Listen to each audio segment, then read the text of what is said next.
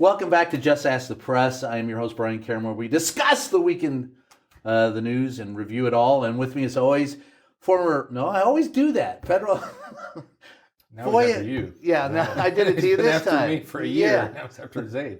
FOIA expert and Mark Zaid. And also, let's see. Am I going to get it right, John? We'll see. Well, let's see. It is editor-at-large from CQ Roll Call and chief White House correspondent and national security expert Mark Zaid and John Bennett. I'm your host, Brian Karem. So this week, we're doing a little special show. We're taking a look at the inaugural events of 2025, or as Mark just called it, the last Friday of the rest of our lives. Yes. Come on, don't be so serious. It's not bad. Look, we'll start with the news that started today. They're going to take the inaugural, they're going to move it indoors. They're going to have a party over at the Cap Center, right? The Capital One Arena. Capital One Arena.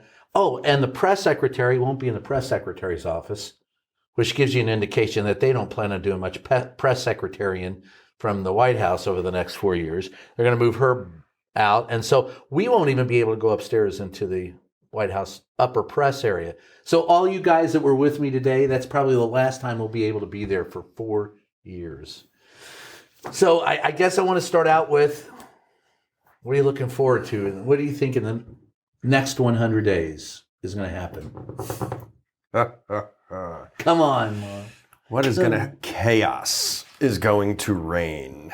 I absolutely believe there's going to be a lot of flurry of activity, without a doubt. This administration is going to come out of the gate full speed.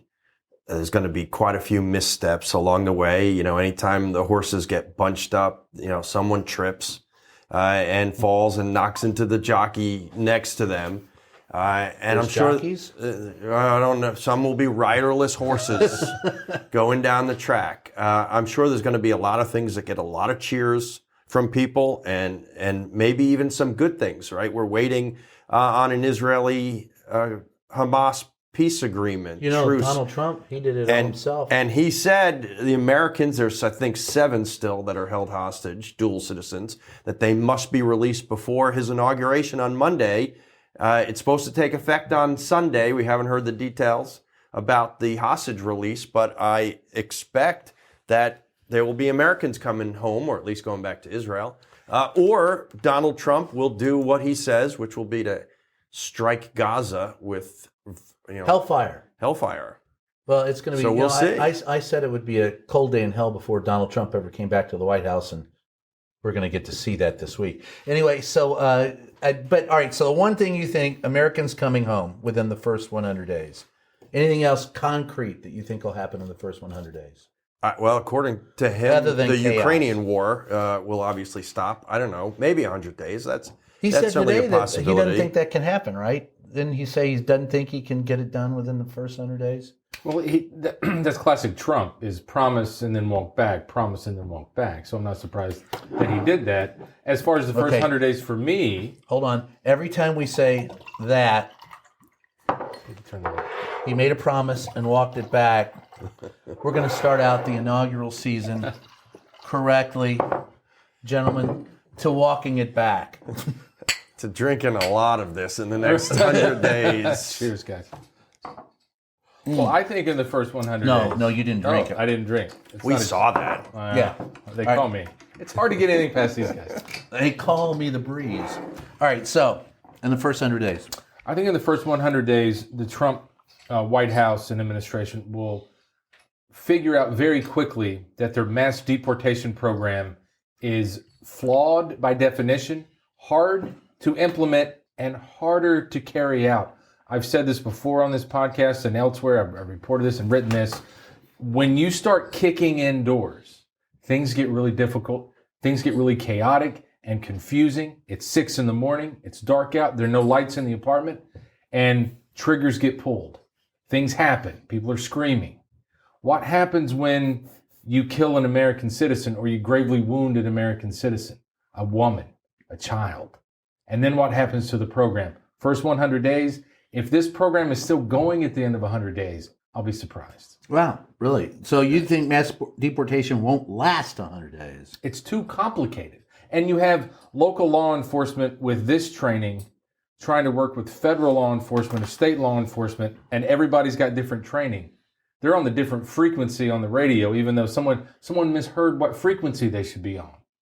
And then there's a shoot order, but it didn't come from the feds. What happens when the law enforcement are shooting at each other? How do you carry this out? How does this work on the ground? I don't think it works on the ground. And No, I think I they'll don't think find it that is. very quickly and perhaps tragically.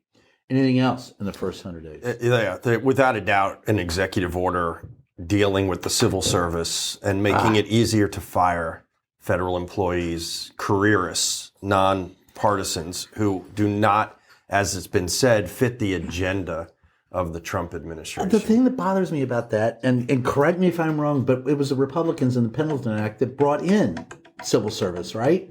The whole idea was to make sure that they were protected from things like that. That they were protected from that they were protected from politics.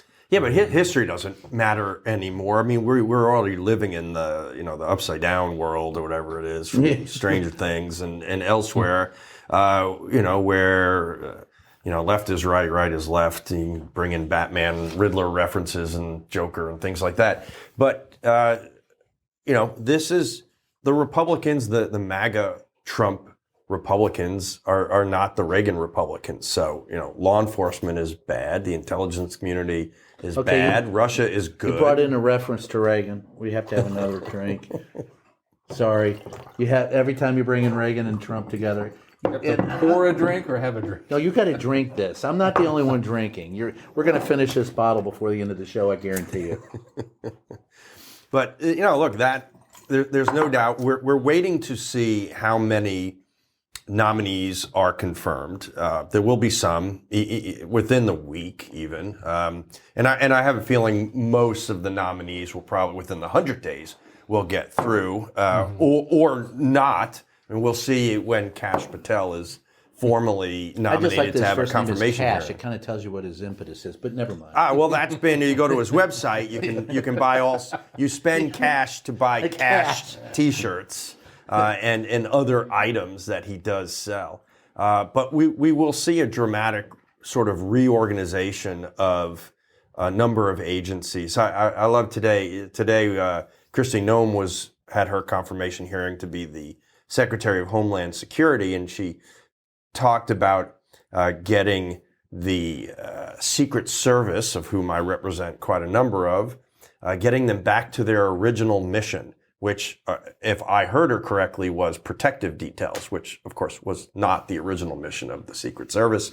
It was actually financial crimes. It didn't take on protective details until after McKinley, the third president of the United States to be assassinated, had died, which was It took 25 years, 30 years You read later. a book, Mark. You read a book. You did it wrong.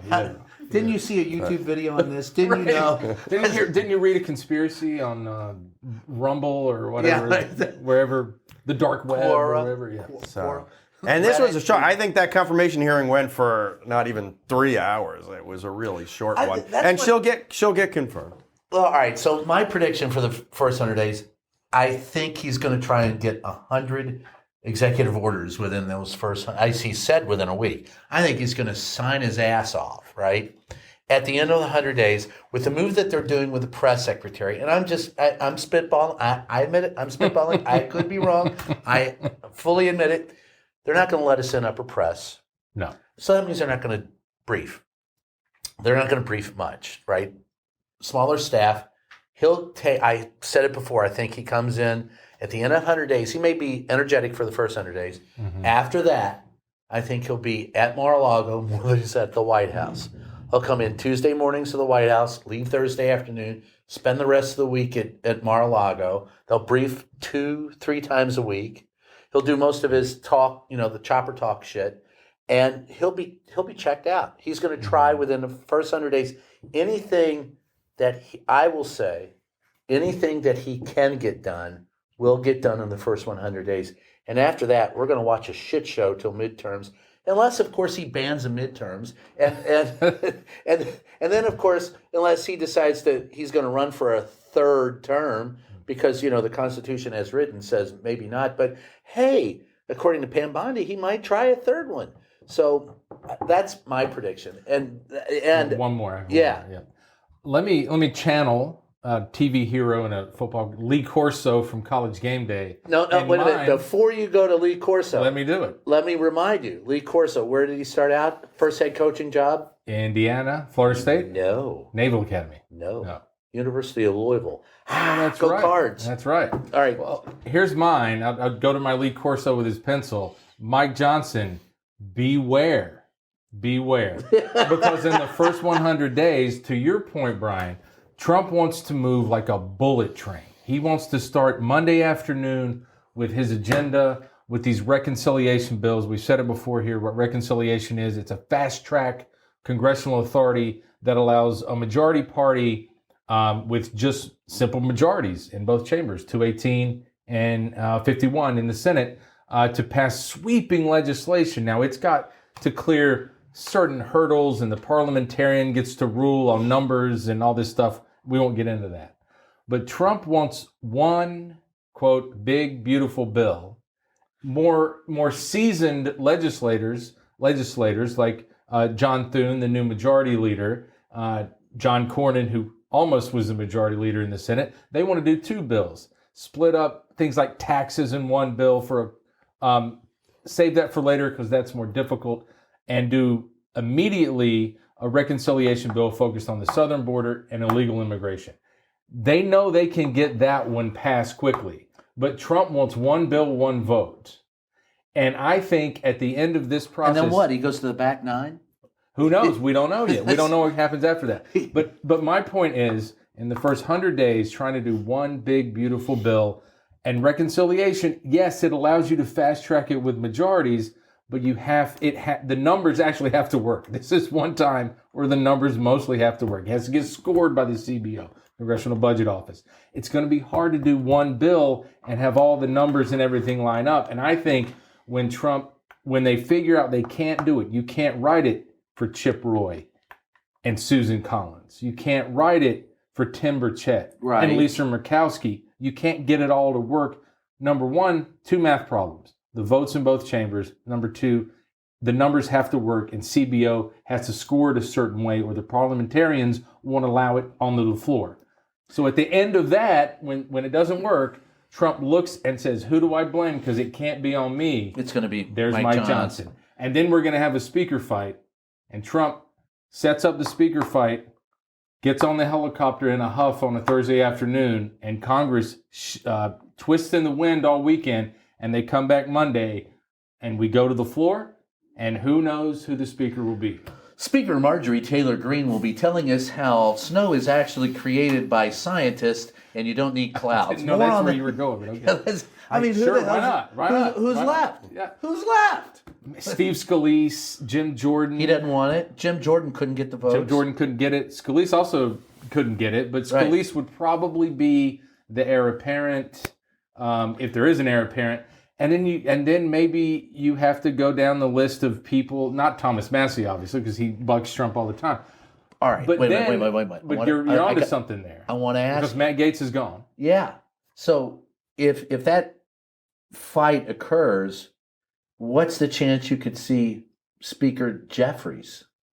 You could, because there'd be enough. There's already a ripple. There's already a crack in MAGA. Right. And if they get pissed off enough, there could be 24 Republicans go, screw it, let's get it. You get the moderates. You get the Mike Lawlers. Yeah, but I don't see that. I don't see it. They will be primary. Then they get primary. Key primary 2 years, and I don't think any of them have the principles. You're more likely to do that. You're more likely. Wait a minute. I'm sorry. I thought principles. You're right. You're right. The other one I'll say, I'll go out on a limb. I will say between 58 and 71 days out of the first 100, Trump will be on a golf course. 58 to 71. All right, I'll drink to that. Is 58. And the reason why I'm having to do a range is I can't predict world catastrophes that might require him to make an a trip 58 to overseas. 71. But there are golf courses overseas too. If he Right. goes to London, he can go up. Right? Doesn't he still own one in Scotland? Scotland, yes. So But there's some countries he can't go to, right? He's a convicted felon.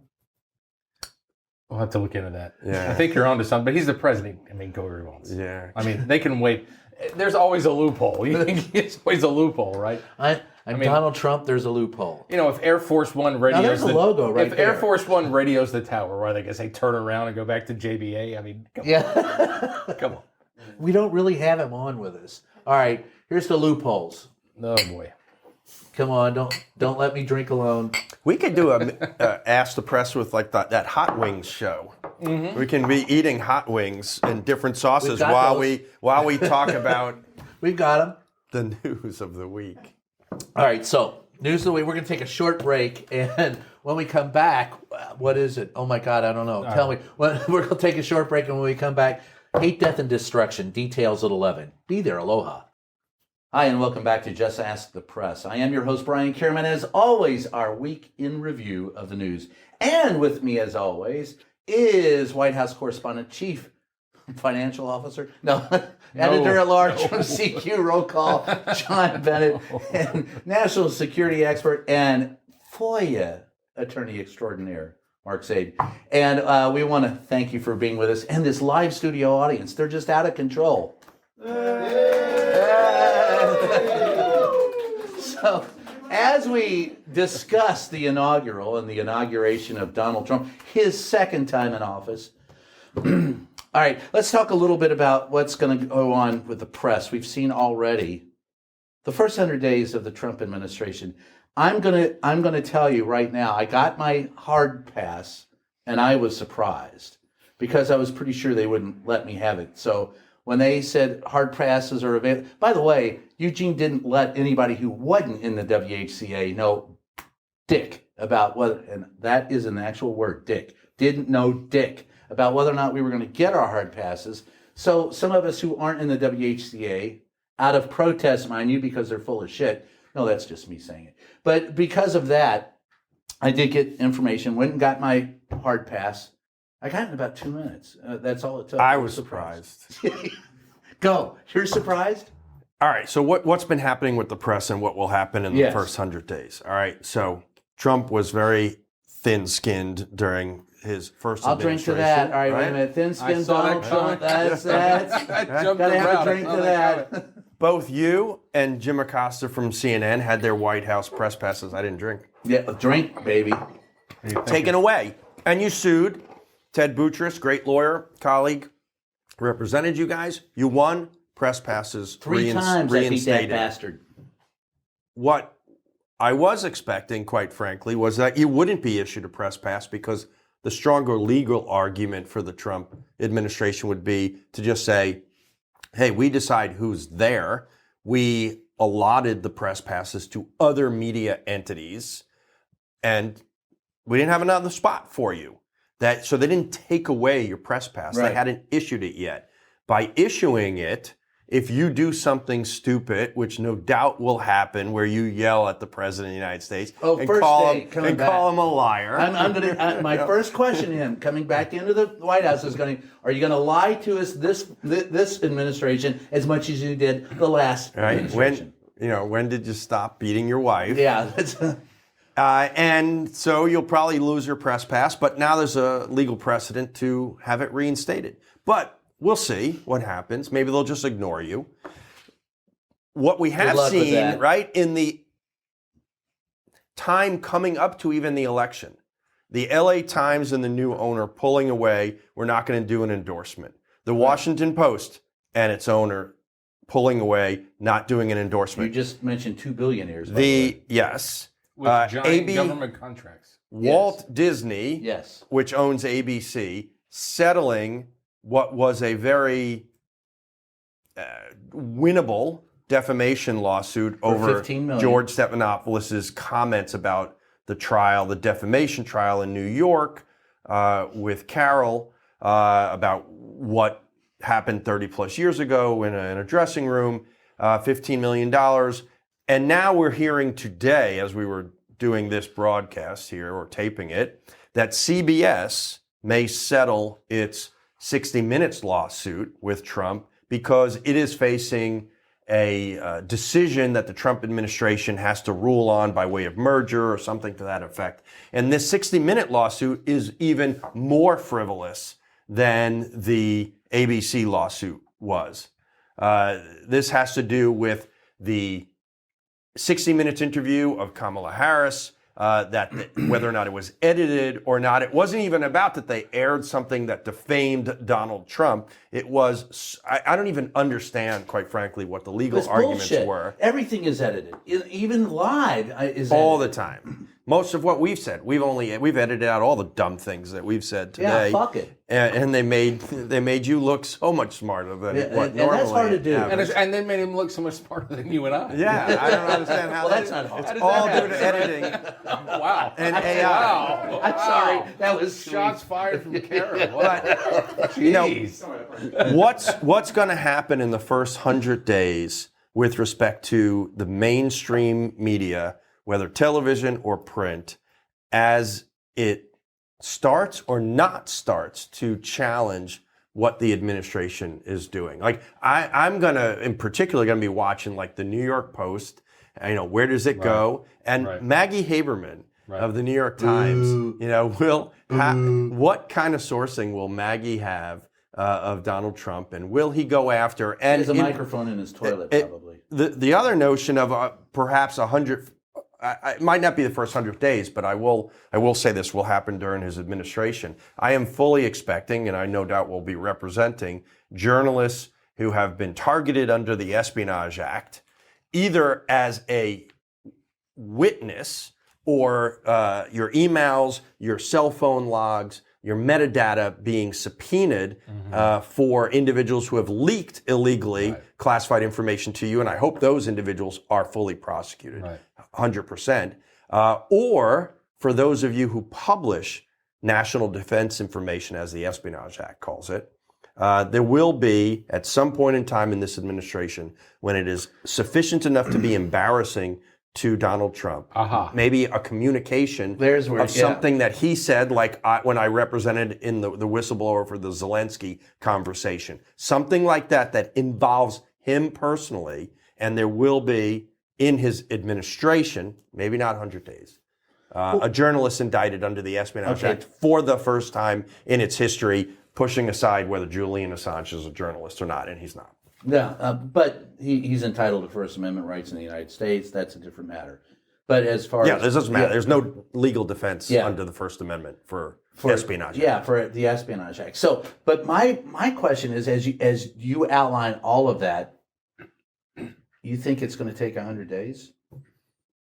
I think with respect to journalists and Espionage Act, 60 days. I doubt, but you can't predict it because it depends on what the stories are.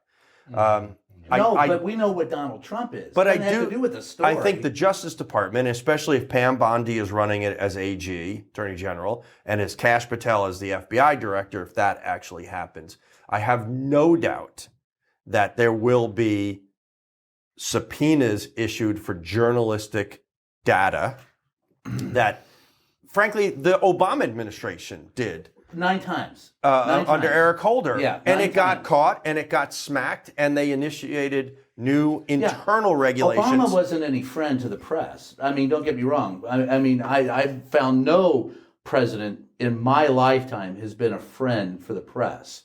Donald Trump says we're fake media, we're bad news.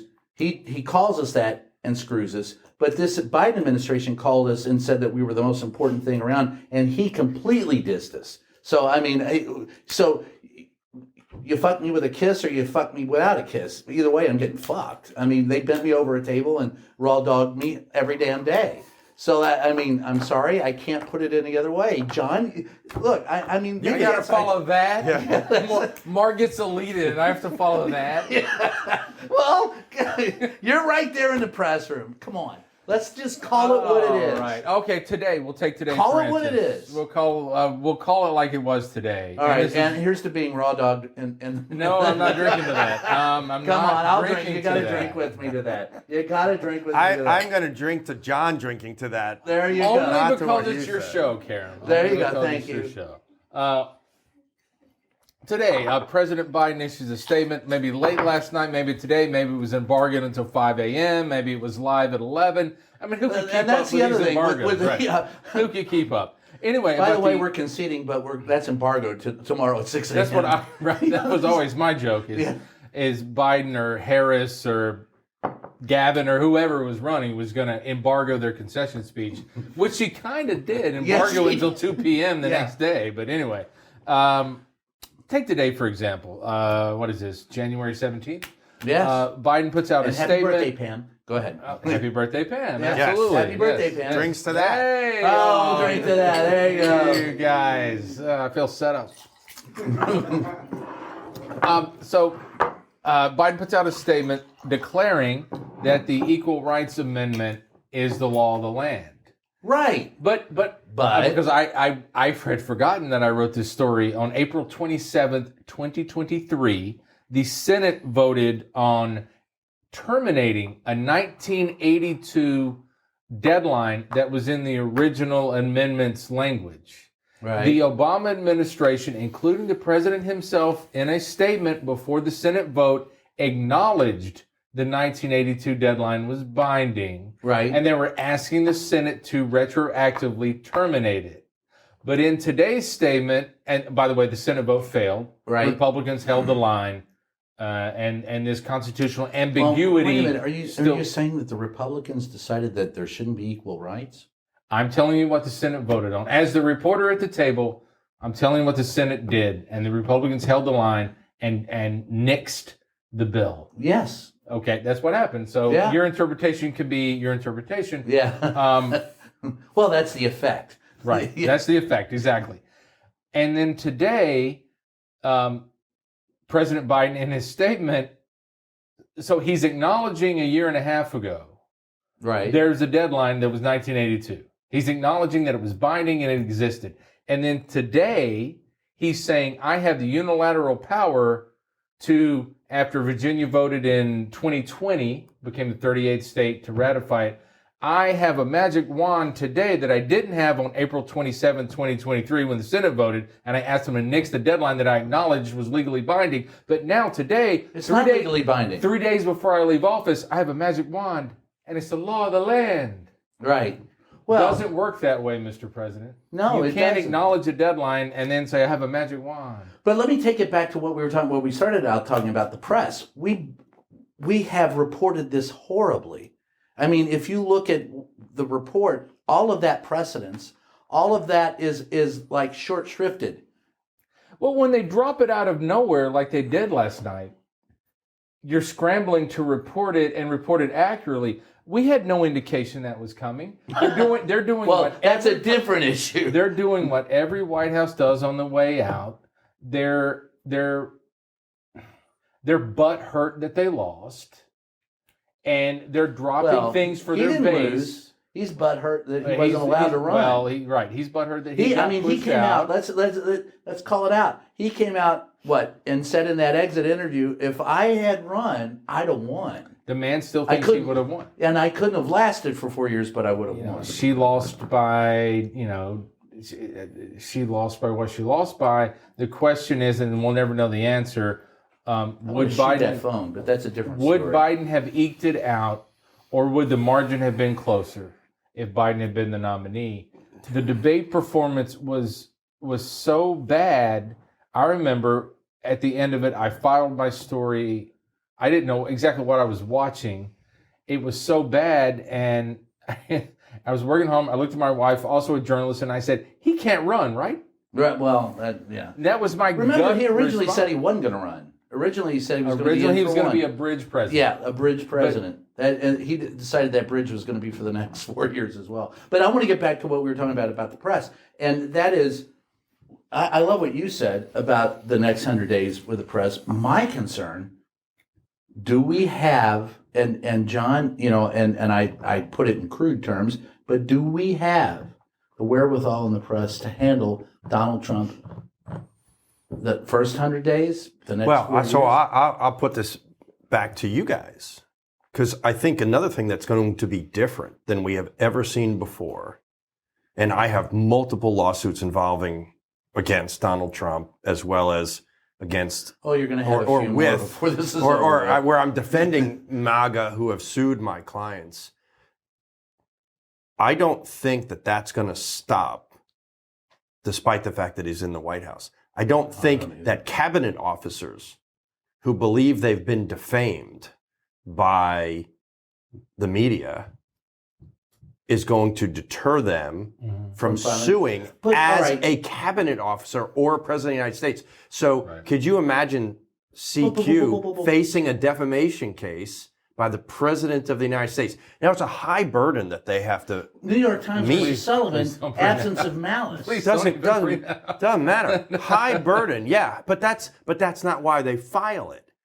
So, I mean, I have litigation involving Michael Flynn right now, and and in fact, there's a Trump media case against the Washington Post ongoing in Florida where the case has been dismissed twice, and the Trump media org keeps refiling a new complaint, an amended complaint, to keep the case alive. Michael Flynn, despite losing in his defamation cases, keeps appealing it. So the victory is not in winning the case. He didn't win the ABC case. The victory is continuing the case. And that's how he bleeds the media organization. And so is that why you think they're caving? But, because look, the $15 million settlement against ABC pales in comparison to the $700 million judgment against, Fox for Dominion, where Fox admitted they weren't even a news organization. They're, the entertainment division of, now I'm going to Frank But to Mark's Zappa. point, you don't want to get there, right? You want to settle. Right. You want to settle low.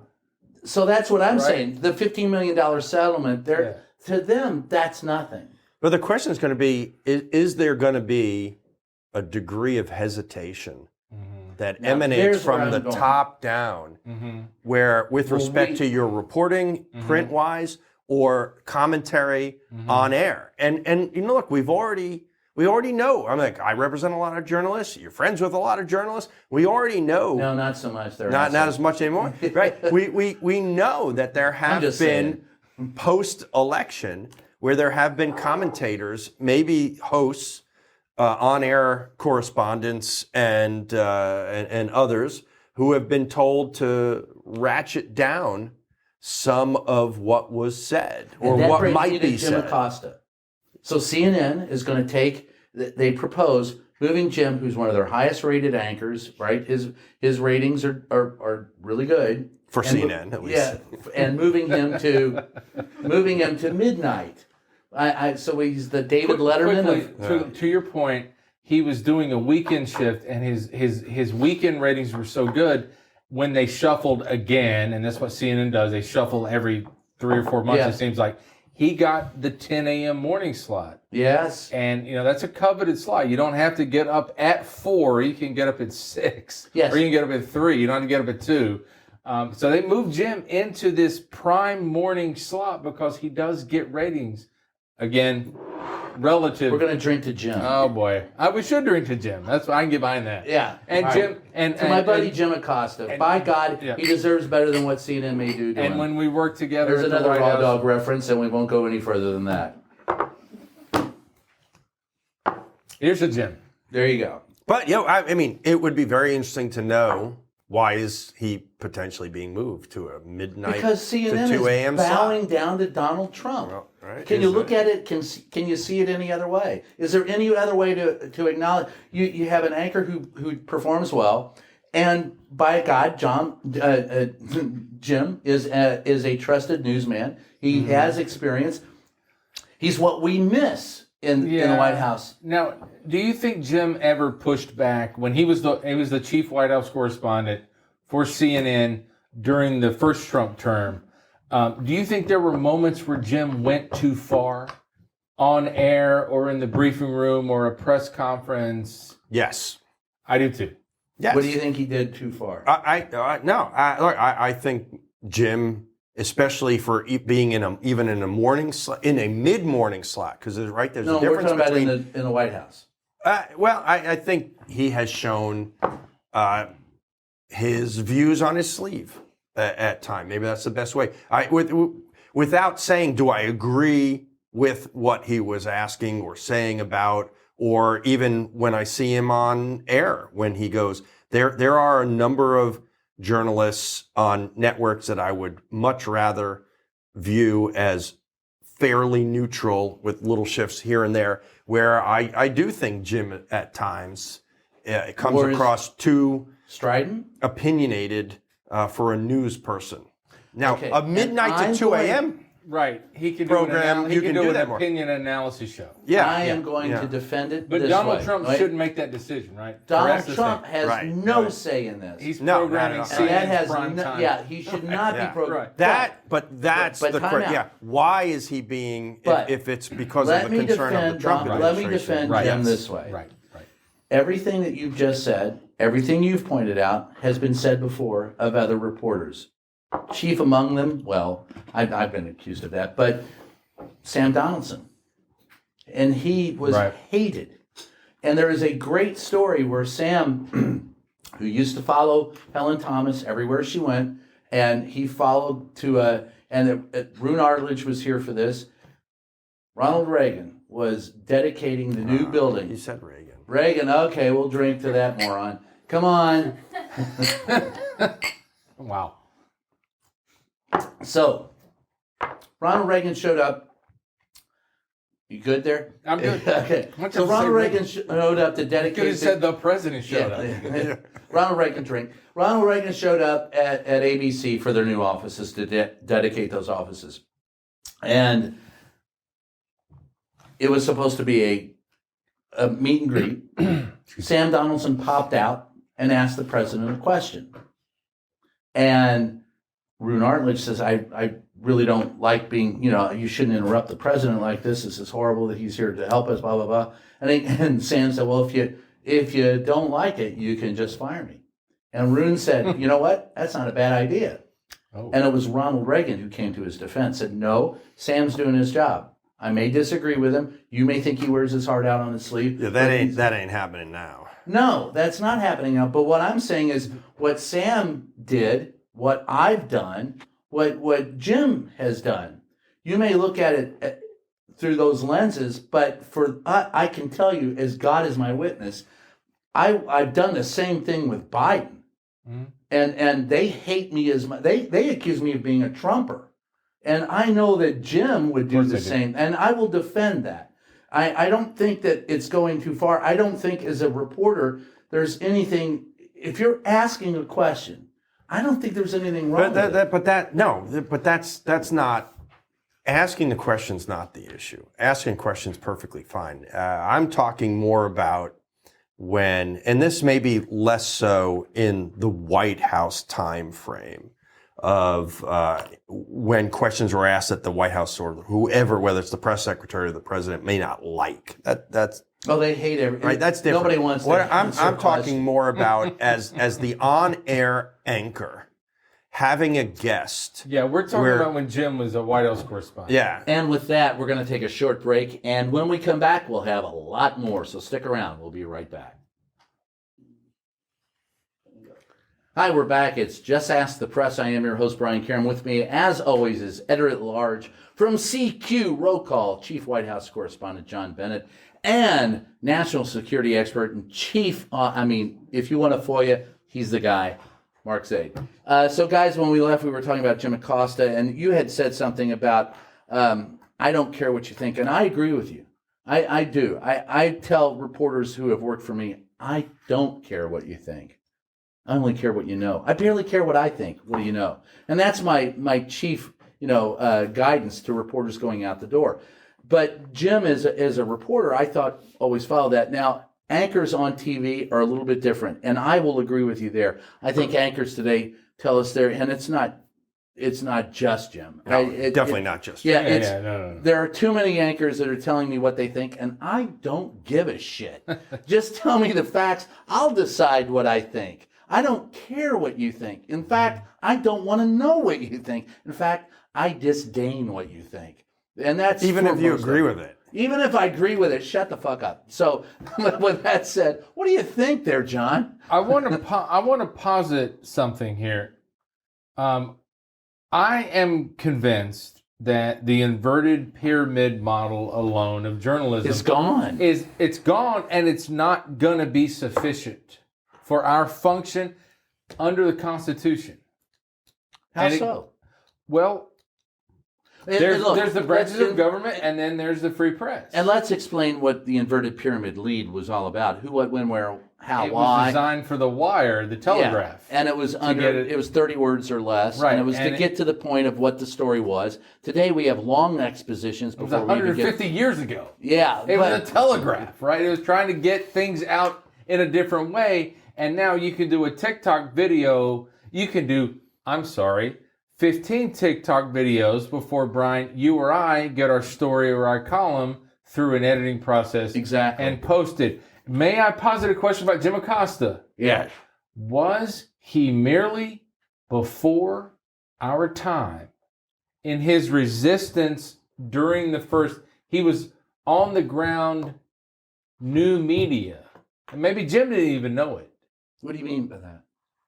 I don't think the inverted pyramid, and I have to draw it now because I'm getting older too, and I have to draw it.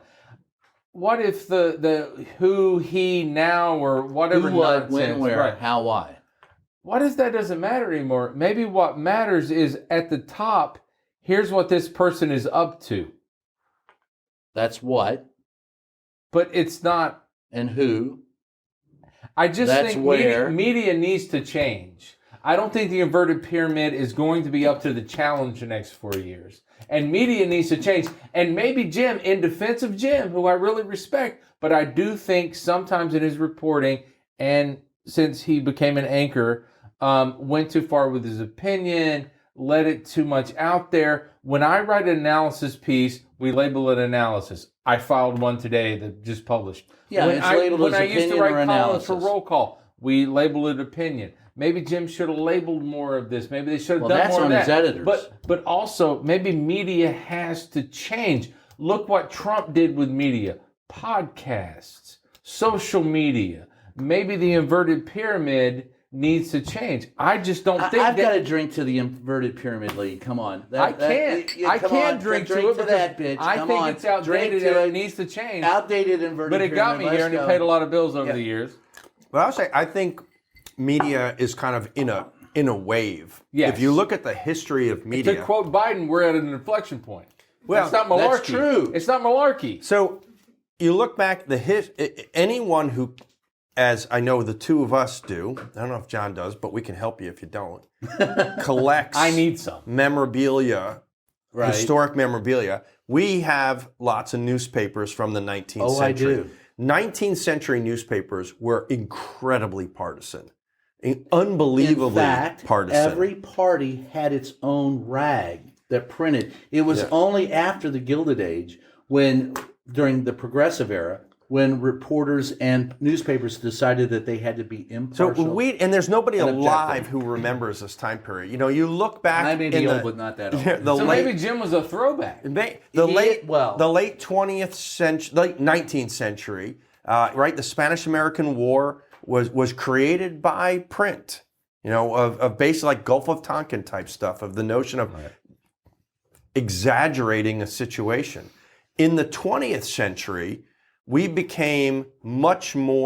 became much more independent, even if it was somewhat corporate owned, or even when there were people like Katharine Graham and others who, as the owner, owned the paper and could influence, did not, for the most part. Well, she did, but her influence was to be objective. I mean, that's what I mean. Yeah. Influence in pushing a story either away or in a certain direction. And newspapers, by and large, dominated the beginning and the middle of the 20th century before television, and even before radio, by being independent of government because of the fact that they were no longer subservient to government for the money in which they needed to run. They were subservient to advertisers. So that took government out of the realm and made them adjacent to it. But now in our lifetime, and especially our adult lifetime, so the last 30, 40 years, I mean, we might have been around for 50, 60, but as adults in the profession, that's not you, that's right, us. Now I'm feeling old. Thank you. Now we have You're welcome. Now we have billionaires owning Fox, LA it's the Times, Gilded Age all over again. Washington Post, who have corporate interests that differ from the independent attitude necessary from journalists, and they are now weighing in, as we talked earlier, in scuttling stories, moving anchors to dead time zones because of their economic interests. And killing. We have not seen that in our lifetime. I disagree. I've seen it in my entire lifetime. Every newspaper I've ever worked for. Not like this. I think not I like have. this. I think it's been hidden. I know John is right on this, and I agree with John. And I think it's been hidden. And what brought it to the forefront was virtual media or social media. It's not the same, folks. Every place I've ever worked has closed or been bought out, and that was before social media. The simple fact of the matter is But that's a shift within, that's the shift within the last 30 years. 40, yeah. 40, 30, 40. But H.L. Mencken spoke about it. H.L. Mencken in 1926 wrote an article where he said, "We used to be a slave to the facts. Now reporters are walking around and they have a better cut of dress, they have a better belt, and they're servient. Everything that happens is because of who owns them." And he talked about media empires back then, and that they were a slave to the people that own them. I don't think it's changed. I think it's been highlighted. I think it's been highlighted by social media. Can I jump in there? No, you can't. But go ahead. Yes, you can. Absolutely. Shout out to CQ Roll Call. Shout out to Jason Dick, my editor-in-chief. Oh, there's a plug. Shout out to Fiscal Note, our parent company. I'm not a slave to any of those people. They've given me the trust and a long leash to go cover the White House and Congress based on my long, believe me, it's longer than 23 years. Here's your 23 years. Come on, there you go. Hey. You bring it up, we're drinking to that. No, I mean, they don't tell me what to write. They don't really influence. When I write something in my reporting, they don't question the reporting. But you realize you're the rarity, right? I do realize that we're lucky to be where we are. I with admire it and love it. CQ Roll Call. I realize Fiscal that. Note and CQ Roll Call. I'm going right Fiscal here in this Note camera. Right and here. My camera's there, so I'm going there. No, we're lucky, but I mean, I don't sense that when I talk to other reporters that it's a corporate mandate. The corporate mandate is when the layoffs happen. Well, that's part of it too. The corporate mandate, though, you can tell when there have been a telephone call with 8 or 9 or 10 people, and they're deciding what the questions are they're going to be asked in that briefing room. They are come on, you can tell it, you know it. Who's the conversation between? Sorry, I don't know. The editors, the reporters. Yeah. I mean, you can see a reporter who doesn't know what the hell they're talking about, asking a question they know nothing about. And they're reading it like this. So they said on Tuesday this and on Thursday, yeah. And then Karem gives them 4 more questions. No, and then Karem asking them. I'm not going to get ahead of the president on that, and I'm going to say that we don't have anything to say, so let's circle around to what we didn't say. But then the reporter, the last 2 questions are asking them like up the top of their head. So you can see when a reporter's reading a question off their phone, off a notepad or whatever.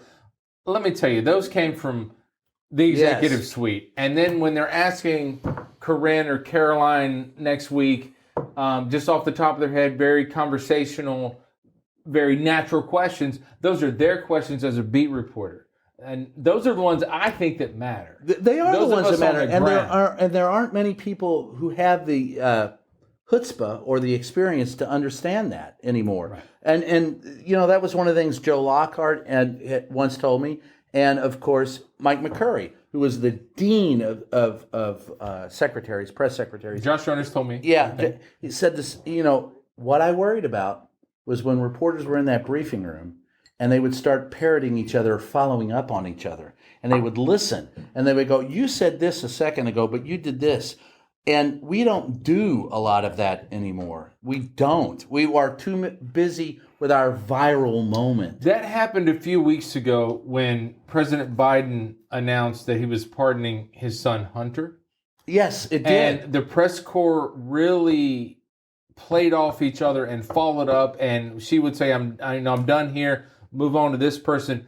And that person said, "Whoa, whoa, whoa, you didn't answer his question or her question." We don't do that and nearly re-asked enough. it. That was one of our best days. Us as a press corps in that briefing room was the first briefing after the Hunter Biden pardon, which, oh, by the way, was about 9 days because he announced it and then flew off to Angola. Yeah, don't talk to me about that. But go ahead.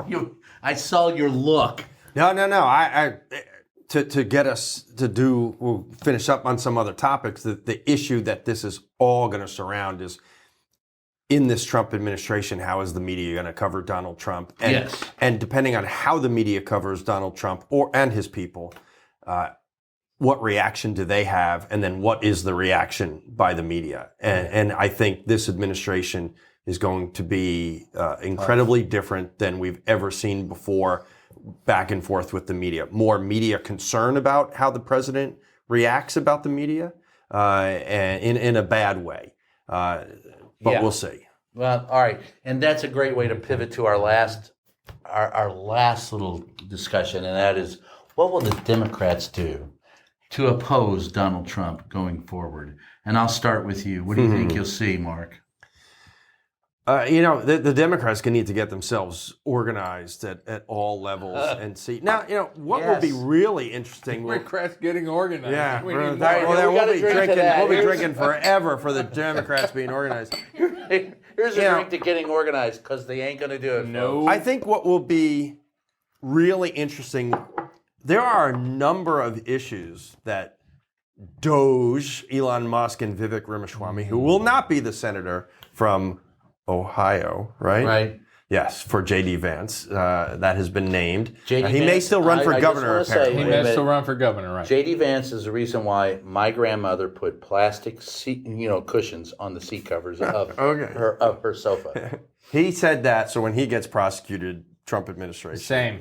Right, I didn't Same say as that. the The host. plastic seat It covers. was the host. Right. So Couch humper. Go ahead. There are a number of issues Host. that there is agreement by the Democrats, and I actually hope that where there is agreement from a principled political standpoint of the Democrats, agree. that they work with Sure. the Trump administration Why on not? this. Why not, right? But I don't know if they will.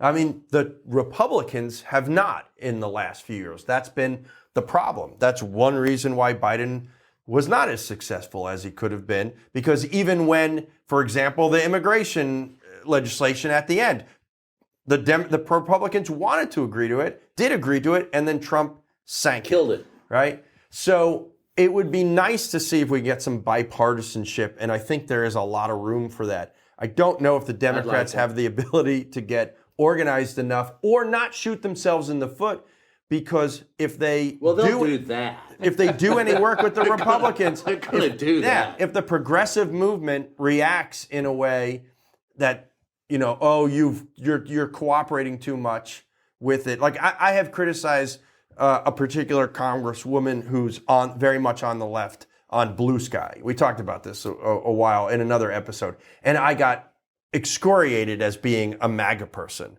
No, I'm not, you idiots. Not at all. He's a MAGA person? no. No. But it can't MAGA. be both ways. Mark, So I love you. You're not a MAGA person. Yeah, You're definitely gonna not have a to MAGA improve. person. But we'll see. I think what's going to be fascinating is the 2026 midterm elections. If we have one. With those where every member of the House is obviously up, Right. and it could absolutely flip, and more than 30 members of the Senate are up, and it could potentially flip. Your But we'll turn. see. 33 Senate seats to be exact. The map right now, especially on the Senate side, very, very generous to Republicans, at least as we said right now. But you just need that can 3. change, right? You just need 3 to flip it. As far as Democratic opposition goes, one thing that I pointed out in a story that posted on Friday on rollcall.com. We got to drink the roll call. Oh, yeah. I'll drink to that, rollcall.com, early and often, folks. And a raise I for knew I'd John. find something he'd drink to. Go ahead.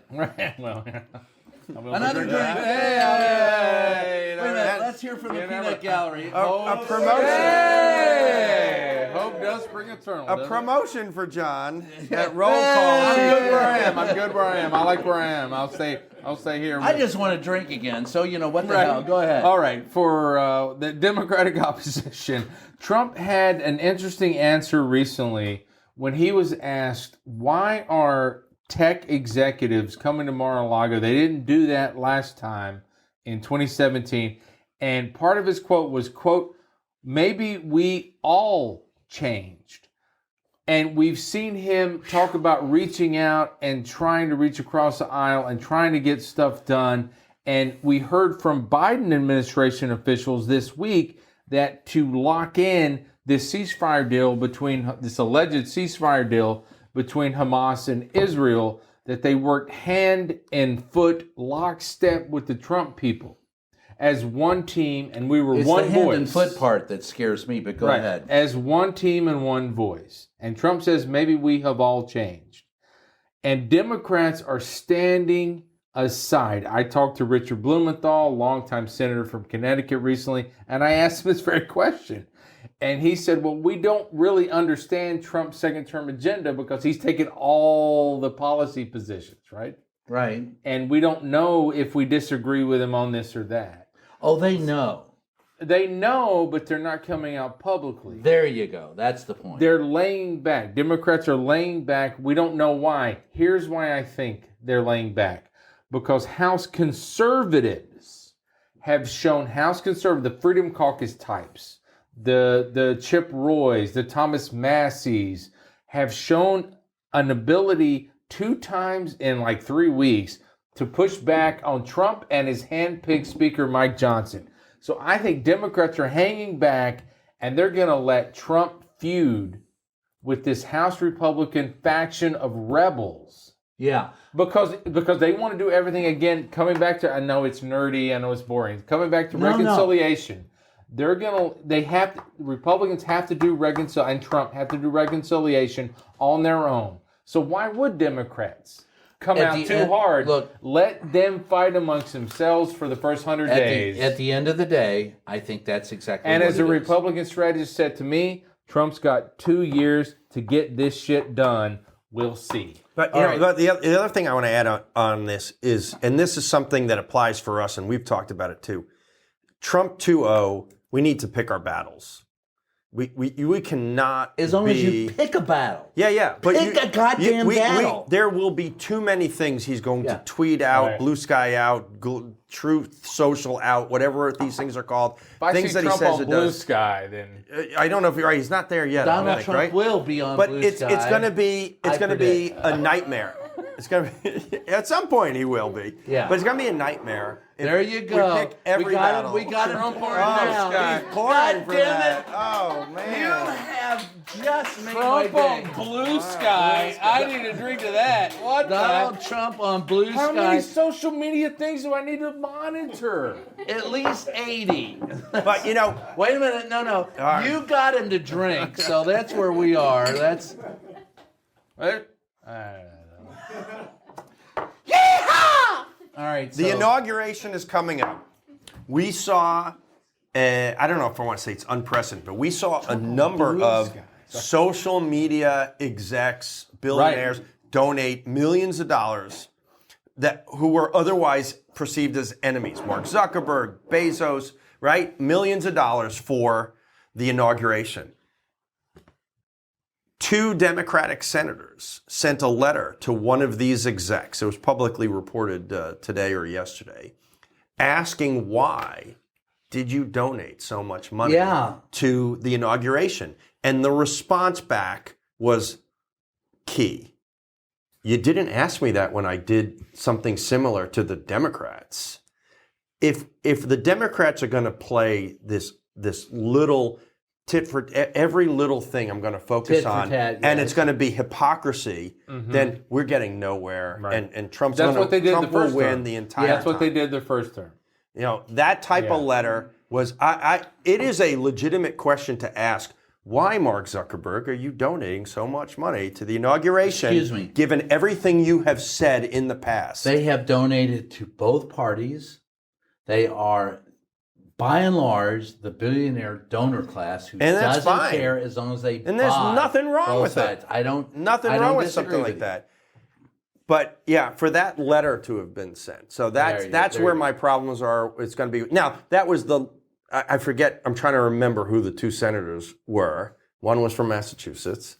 You can think. It wasn't Kennedy. And I it trust was you. not It wasn't Kennedy. John Kennedy or Ted Kennedy. Or Ted, right. or any of the dead Kennedys. Yes. Although those are good groups. It's a good if you band. want to listen to punk rock, I love the I'm dead sure Kennedys. Ted at one time chaired the subcommittee that was over there. Probably. and probably did an No, we're not But so going there. we'll see. But so let me say something about the inauguration, because the thing All with right, the inauguration, let's close with the inauguration. Yeah, let's do it. The inauguration has been moved indoors for only the third time in the history, because it's going to be freaking goddamn cold out on Monday, January 20th in Washington, D.C. It's going to be what? Frickin'. Frickin' cold. It's going to be Frickin' fucking what? cold. Hey, it's going to be This will bullshit. keep have you a warm, kid though. here in This will this- keep you John, warm. In the I'm peanut gallery, loving you. I say have finally frickin'. got John to pour a I few say drinks. frickin'. This will keep you warm on Monday.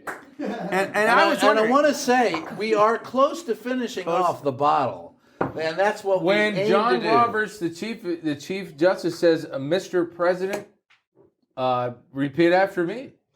I So, hope Mr. he President-elect. can. he's going to say it. He's going to say it inside the Capitol instead In of the outside, rotunda, right. with no Very crowd, happy. no I'm big here. crowd. Everyone loves me. I do have It's a some great They will time. be watching it on the I'm worried about you. You're not Jumbotron happy at enough. I do have Capitol some actual Arena, one reporting. arena. So when you guys are done, All right, so But all I was finish thinking, it off. I was waiting to find out what was going to happen. I've been waiting for this for a while. So this announcement did not take me for a surprise, because I stand by and am knowledgeable about history. And I was thinking back yes, to you are. March 4th, And I wanna say, 1841. wait. I want to say Wow. that he's the only person I know that has, like that was there in Titanic 1941. dummies in his Dead house bodies ready to in my sell. house. The only March person I 4th, know 1841, William Henry Harrison, the 9th President of the United States, died. delivers a 2-hour speech in freezing cold winter without a jacket, and a month later he was dead of Dead. pneumonia. Oh no! And John Tyler became So- the first person to ever inherit the presidency. I- And they argued about whether or not he should be called the acting president or the president. He said, no. So I am the when president you of the United guys are States." in the first White House press conference briefing, you need to ask, was one of the reasons why you moved indoors because of William Henry Harrison? Absolutely.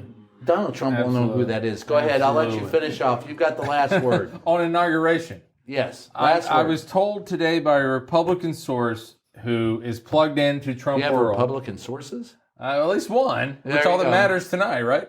That Trump will focus on 5 things in his inaugural address: beating One, inflation. two, Retaliation, 3, 4. retribution, Revenge. revenge. Maybe you guys should just No, go ahead. The 5 things. you try to be a reporter around it. Beating inflation, extending his 2017 tax cuts, and building on it. What the source meant by that, he didn't know. Middle class, not don't know sure. either. Probably not the middle class, based on the 2017. Dealing with the border and immigration, of course, that means mass deportation and trying to surge some federal assets to the border. We'll see what he signs on Monday. Public safety, which confuses me as someone who grew up in rural North Carolina, because the Fox News and others keep pointing to crime that happens in Chicago and New York and LA and deep blue places, but we'll talk about that on Monday. Yes. And maximizing domestic oil production and natural gas production. Of course, Trump has promised to drill baby drill on number 1, and I wanted to she shook her, the peanut gallery shook her head on that one. I Drill, understand. baby, drill. But President, it is important to note on that the Biden administration already has domestic energy production at an all-time high to the chagrin of their left progressive base and their climate change base. And one other thing, I just want to reiterate, the source says, and I said this earlier, but I just want to reiterate, President Trump knows he has 2 years to get this all done because, as President Obama said after his first midterms, he came out to the briefing room and he acknowledged we got shellacked. And also, Trump never said the word shellacked, but He can't spell it, but go ahead. Neither can I, by the way, but especially not after this. But Well, you're an amateur. I'm a professional. Go ahead. That's true. But even Trump acknowledged after his first midterms that they suffered big losses. And usually a president suffers big losses after a midterm election. So he's got 2 years to get all this done. And he knows that. And he knows. Elections. And my source said he knows that. So he's going to try to move fast. All right. So with that, we're going to close. I'm going to end with this. I think the first 100 days of the Donald Trump second administration is going to be well worth study by historians for the next 100 years. If this republic, democracy, representative democracy continues. And I would love to see midterm elections in 2026. I don't think Donald Trump will make it through the entire 4 years for a variety of reasons. But with that said, I want to thank everybody for joining us. This is Just Ask the Question. I am your host, Brian Karem. And under the influence of alcohol, we have gotten some really good opinions from our 2 weekly contributors that normally we wouldn't get, and we did it here in a boardroom. And I want to hear from the audience. I've got to hear you. I've got to hear you. There you go. There you go. Yeehaw! Because without alcohol, the world is just not that good. So thank you for joining us. We'll see you next time. Again, I'm your host, Brian Karem. Catch you next time.